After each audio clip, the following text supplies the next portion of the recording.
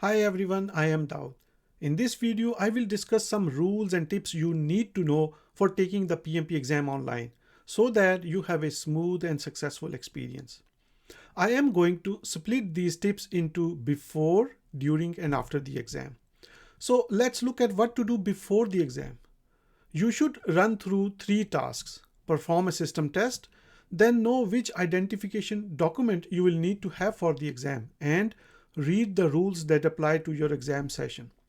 Since you will take your exam through Pearson VUE, so go to home.pearsonvue.com/PMI/onview. Then click perform a system test. You will be required to download an app called OnView to perform the test. The test is to ensure your computer can run the exam without a problem. Now, what is allowed and what isn't? Here is a list. You can use a desktop or a laptop, but you cannot use touch screen on the laptop. You also cannot use a tablet or iPad. You have to use one single monitor as multiple monitors are not allowed. However, if you do not want to use the laptop screen, then you can attach an external monitor. In this case, you will have to close your laptop's lid so only one screen, the external monitor, is usable. It also means that you must attach an external webcam, keyboard, and a mouse to your laptop, as these built-in accessories will not be available when the laptop screen is folded down. Couple of previous exam takers have recommended not to use a large screen because the question text does not wrap. They found it unnatural and difficult to read from one end to the other end of the big screen. It was kind of distracting. Considering this, I say you use a screen size that is easy for you to read but not too big that you have to twist your head to read. Also, personal computer is better. Work computers most of the time have firewalls, and according to Pearson VUE, their app does not work well with firewalls. There are comments by people who had no problem using work computer, and also ones who could not get the exam done on their work computer. One other nice tip is to turn off all notifications on your computer, especially emails and messages. I say shut down all such apps for the exam. Next, for the internet connection, Pearson VUE recommends using wired internet and not rely on Wi-Fi. However, if you are using Wi-Fi, then they recommend that no one else use the internet at home during the time you will be taking the test. And no VPN, otherwise you may have problems connecting. One PMP candidate mentioned that the internet got disconnected, but he was able to log back in. Time kept running and he lost only a few minutes. Make sure you have the access code handy so you can log in immediately. So that was the technology piece. Next, make sure you have a government issue identification document available for the exam. It must show your first and last name as you have used to register for the exam, and it also must show your photo. No photocopies are allowed. It must be original ID. Also, if it is prohibited to take a photo or scan of certain ID in your country, then such an ID is unacceptable since you will have to take a photo of it. Now, the website also provides a list of exam session rules. I strongly suggest that you read the rules before the exam on the website, as there could be new ones added or old ones relaxed or removed. Now we move to the second part, tips related to the exam session. Here we will understand the rules we just saw in light of previous exam candidates' experiences and recommendations. You must be in full clothes throughout your entire exam. No hats or hoods are allowed. This should not be that difficult to follow. However, the environment is important. You want to make sure the room temperature is comfortable, not too cold, not too hot. Since you cannot move out of webcam view, you cannot add a layer of clothing because it's getting cold or remove a layer because it's hot now. You must stay within your webcam view. Of all the reasons I have seen people reporting for disqualification, this is the most common one. For absolutely no reason are you allowed to move out of the webcam view. Also, you cannot move your webcam once your testing session has started.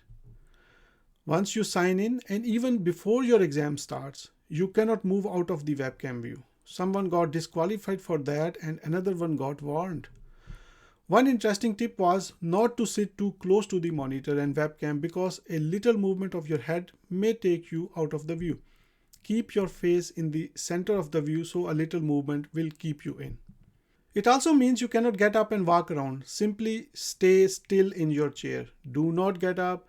Do not move your head out of the view, and preferably do not look anywhere else except at your monitor screen. Next, no one can enter your testing environment. I have shared in the video which is a better option, test center or online, that someone did their test in an open concept kitchen environment without any window coverings. It is risky unless you can ensure no one will walk in or even walk outside the windows. Someone said he had his cat in the room and was afraid she might jump, and the proctor may think the noise is from someone walking into the room. Few others have mentioned that they had the pet taken outside the home during the exam time. So I don't know if pet can be a problem, but why take a risk? No one can enter the testing environment, so no one should. You also cannot leave your testing environment. I suggest you visit the restroom before sitting down for the exam. Also, go easy on water and coffee for a couple of hours before the exam unless you can't for some reasons. Once you hit the break, you can stand up, stretch, visit the restroom, relax, take a walk. The 10 minutes are yours, but you must be back at the end of the 10th minute. You cannot even be late for a few seconds.